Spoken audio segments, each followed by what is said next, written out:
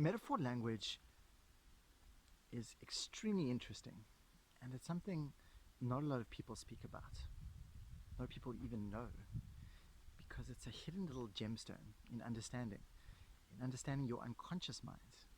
And that's the part of your mind that is actually controlling and activating all the states and all the sensations that you feel majority of the time. It's the way you're organized intellectually, organized consciously and unconsciously. Some people refer to it as the unconscious or the subconscious or the limbic brain. This is the part of your mind that is controlling all the unconscious processes, all the things that are happening automatically within you. So you don't have to wake up every day and create everything all over again from every little piece. So much of what we experience in life on repetition gets locked away in an automatic kind of process within the unconscious mind. So we don't need to think about it anymore, and it just happens unconsciously. This is how we can reprogram our personality, we can reprogram our thinking, we can reprogram the emotional states, the kinesthetic feelings that we feel most of the time through understanding this process. When you understand this process, you have a certain level of control in your energetic structure, in the way that you feel. And that's what this is all about, is helping you feel better from day to day. And when we feel better, we're more energetic, we're more alive, we can enjoy our experience of life. And this is something that we weren't taught. We didn't get the instruction manual of how to control our states of being, how to control our feelings. And I find it's one of the most important things a person can learn. And when you can control your feelings, you have so much control over your motivation, over your enthusiasm, out of things you want to achieve, things you want to accomplish. And oftentimes we buy into very limiting ways of seeing things. It limits our experience, limits our performance, limits what we can achieve within ourselves and what we can experience in the world. By shifting that and changing that, it opens up a door into a very exciting new world, a world within inside your mind that you've got more control over. So metaphor is the language of our unconscious mind. Metaphor is the language of our limbic brain. It's the language of the unconscious, the subconscious, whatever it is that you call that part of your mind. Metaphor is the mediator between the conscious and the unconscious. And this is quite an important thing to know, because we have different aspects of our mindset. We have the logical mind, which is the neocortex, and then we have the unconscious, the limbic. One is very logical, evaluative and conceptual. The other one is descriptive, more specific, sensory-rich, specific detail. So metaphor by definition doesn't contain evaluative meaning. It contains description, descriptive detail through the five senses. What are you seeing? What are you hearing? What are you feeling? What are you smelling? What are you tasting? Most of the time, it's the first three that are the most prominent: video, audio, and kinesthetic. VAC, video, audio, kinesthetic. It's important to become aware of these senses within yourself, as there are more details that connect you to metaphor. So metaphor is the language of the unconscious mind, and within metaphor is what we must remain if we want to have true ability to shift our emotional flows of sensation. So would you believe me if I said, imagine you're looking at a desktop, at the computer desktop, and you see all the little icons. When you click on the icon, it opens the program. It activates the program that starts running, whether it's a positive, negative, however you want to define it, system, program. That icon that you clicked on opened the program. So metaphor is an icon that activates the program, the process by which creates the sensations that you feel. So we're backtracking now. If you look in the book, you'll see diagrams, explanations that will give you an understanding. So maybe just hold that page and look at it while we actually do this process. Most people use an average of 4 to 6 metaphors per minute in their language. They speak the metaphor out. They use it. I have a heavy heart. I feel like I'm holding the weight of the world on my shoulders. We use these metaphors all the time. I feel chained to the floor. I feel heavy. I feel light. I feel open. I feel clear. I feel scrambled. I feel like there's fog over my mind. I feel like I can see like a pinpoint of light. I feel like I'm all over the show, like a firecracker, just kind of here, there. These are all metaphors that we use, and these are all metaphors that we abide by in this world, in this experience. Metaphor is what runs everything in our mind, whether it's fast, slow, up, down, left, right, hot, cold, dark, light. You know, the darkness, the light. We often refer to the darkness as the negativity, so that's the metaphor we use for negativity, the light, the positivity. You know, this light, this bright shining light in this dark, dark, dark area. These are metaphors that we use. So begin to become aware of your personal metaphors, because any change, any true change in our neurology for permanence, it's not about learning another belief system. It's about going inside yourself and finding out how you coded, how you organized, how's your system put together, how you put together metaphorically. So the structure of a belief system is actually metaphor. It's the construction of metaphors. And they call this process a process. Process language is the language of the unconscious mind. So when we find out and look at metaphors and we model them, the process symbolically, we model the process of the metaphor. Now I know this sounds all crazy and maybe really fancy words and stuff, but it's very, very simple.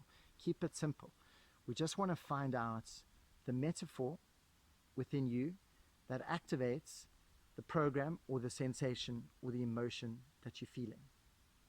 So when you feel anxiety, for instance, or when you feel excitement, say you're feeling this anxiety, where is the anxiety located in your body? A specific question. Where is it located? Once you can find the location of the energy, usually it'll be here, or it'll shoot up here, and come to your mouth. It can be located in different areas. So where is the anxiety located? What does it look like? And these are probably different questions than what you've heard before, but what does the anxiety look like? What does the excitement look like? So you find out where it's located. What does it look like? Does it have a color? It's a specific question. And you'll find all these you'll find all these questions in the book. These are certain questions we use to develop metaphor. We convert kinesthetic sensation into metaphor. Once we develop it into the metaphor, we have access and control, because now we've turned it into a symbol, we've turned it into a physical form. Before it was just an evaluative thinking. Now we're going to find the sensation, identify the sensation, become aware of the sensation that you feel in your body, and we're going to convert it into a metaphor through using specific questions. These are metaphor questions. They're called clean questions. They don't give any influence. They just develop descriptively, organically, and description is a clear, accurate, precise language. So when we develop it into specific details, it becomes clear to us. So identify the metaphor. We're tuning into the kinesthetic. Where is it located in the body? What does it look like? Does it have a shape? Does it have a size? Is there anything else about that sensation that you feel? Is there anything else about it? What kind of sensation is that sensation that you feel? So when you look in the book and you see all those metaphor questions, there are specific questions that develop sensation into form, into shape, which becomes a metaphor. Once we get access to this metaphor, we actually have a certain level of control over the sensation. So we feel the sensation, we convert it into a metaphor. Once we do that, we actually have control of it. You can hold it in a way in which you can shift it and modulate it and change it. And this all happens at a very deep and unconscious level within you through using these questions. So have a look at the questions, test it on yourself, start to test it with other people, and you will see how magnificently beautiful this process is, and how which it doesn't matter what kind of kinesthetic you're feeling, whether it's an uncomfortable, bad, or good one. It doesn't matter what flow of sensation you're going to be feeling in your body. When you connect with it by developing into shape and form through your awareness, you will connect to the source of it. You'll connect to the core of it, to the cause of the sensation. Because we don't want to be responding to the symptom. We don't want to be responding to the symptom. We want to go straight to the cause. We want to go to the source of where it's created. And from that source, we can shift it and modulate it. So say, for instance, you're feeling anxiety. Where's the anxiety located? First of all, how do you know that you're feeling anxious? How do you know that you're feeling sad? How do you know that you're feeling fear, restless, and whatever number of other things you use? We call them evaluative words. And those words actually are meaningless. They refer to them as a nominalization, which is just a word it's an evaluated word that actually it's lacking information. So when we nominalize, when we evaluate, we distort, generalize, and delete information. So it becomes vaguer. And the more vaguer the information becomes, the more we lose connection with it, the more we one step remove ourselves from being able to shift and to change it. That's why we want to go specific. Specific is accurate, clear, precise, easy to find, clear, pinpoint, hazy, not accurate. So we want to be moving you down from evaluation into specific. From evaluation into specific. We call this chunking down. From evaluation, which is conceptual, high levels of language, thinking big chunks of information, to specific, very little chunks of information. And we want to take you and we want to take the evaluation and we want to chunk it down into the specifics. And that's what we do by anxious. Anxiety is the evaluated word. And we want to take you to a specific version of anxiety. So how do you know that you're feeling anxiety? It's just a sensation in my body. Where's that sensation located? Located over here. Is there anything else about that sensation? Is it moving? Is it keeping still? Is there anything else about that sensation? No, it's like a ball of light, a ball of energy. What kind of ball of energy? It looks like a blue crystal ball. Is there anything else about that crystal ball that's located over here? It's cold. It's made of ice. So I'm just making this up. I've done this many times and I'm just tuning into an old one of mine. Once we can start to catalog anxiety, crystal, happiness, flame. Every time you find a certain state that you choose, a state of being, the art of state management, we find the kinesthetic, the evaluated kinesthetic, the emotion. And I'll go into that in another chapter as well, the truth about emotion, and it'll all start to make more sense. The evaluated emotion, anxiety is an emotion. When we move it and become more specific, chunk it down into a sensation, and then develop that sensation into form, into a metaphor, thereby going into the unconscious mind, going into your unconscious mind, and finding out the process by which you've structured your world metaphorically. And then we pull out all your metaphors that are running your internal system, that are running the system. All the metaphors that you contain within your unconscious mind is what's running your system. It's configuring, it's creating the feelings you're feeling most frequently, the thought patterns, the words that you use, the actions, the behaviors, the way you move through life, the rhythm, your sensations that you feel majority of the time. They're all created by these unconscious processes, these metaphors. So when we use this process to pull out all your personal metaphors, and then you can look at them outside of you, and you can become consciously aware of the metaphors that were previously unconscious. And this is what we call taking the unfamiliar and making it familiar. Making it familiar. And when it's familiar, you become consciously aware of it. When it's unfamiliar. So we can have processes that are happening unconsciously, that are familiar processes, but they're happening unconsciously. So when we can unconsciously identify them, become specific, then we can become aware of what this process is. And as soon as we're aware of it and we acknowledge that we've chosen to create it, we can change it. at will, by choice, anytime that you want to. So read in the book the section on metaphors. I go into a bit more detail. But metaphor is a very important thing to start playing around with.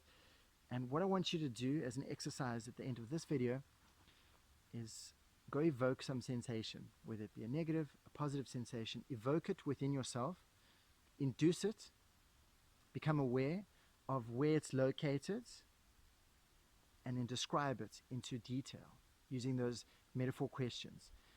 Is there anything else about the sensation? What kind of sensation? Where's the sensation located? Does it have a shape or size? Does it have a color? What happens next when you have that sensation? What would you like to have happen? When you're feeling anxious, what would you like to have happen? These develop the metaphors into more information and convert them into shape, into symbol, so that you have a certain access over it, control over your own emotional states, of your own kinesthetics, of the own feelings that you feel majority of the time. So as you can see, metaphor is a very important thing to become aware of, and become attuned to other people's metaphors. If you can listen and pay close attention when other people are speaking, they're giving away a lot of information through the metaphors that they're using, through the themes that they speak through, because a theme is a metaphor. And if you listen carefully enough, you can gather a lot of information. You can actually understand people in a better way. You can have a better level of understanding over the people you engage. How amazing would that be? This is all about your linguistics improving, how you think the world, how you code the world. You know, because language is a reflection of consciousness. Consciousness is a reflection of language. So how we've languaged our internal world is how we experience the world. So it's so important to understand your language and incorporate new levels of language into our toolbox, so we can become more fluent communicator, reframer of belief. Okay, so that's the end of this chapter. Do the exercise that I said. Go induce a sensation into yourself. You choose whatever it is and find out its location, where's it located, build it into a metaphor. And once you've built it into a metaphor, once you find out these three things, where is it located? What does it look like? So the symbolism of it and attributes.